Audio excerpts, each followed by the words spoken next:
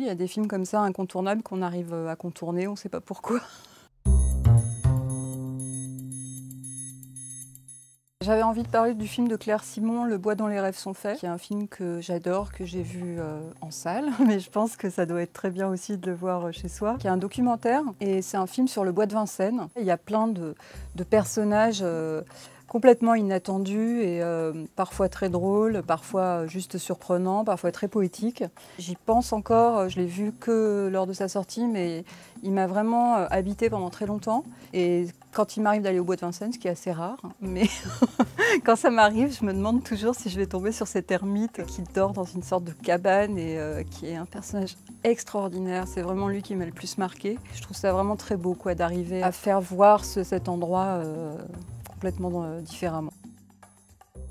La revanche d'une blonde, c'est avec Reese Witherspoon que j'adore. C'est un film que j'ai vu dans l'avion. D'ailleurs, je crois que pendant le voyage en avion, je l'ai vu 2 fois. J'adore ce film parce que d'abord, je le trouve très drôle. Et ce que je trouve beau, c'est que Reese Witherspoon porte ce personnage de bimbo ridicule, tout en rose, avec un chihuahua sous le bras tout le temps, qui se retrouve à Harvard, d'une manière totalement sincère.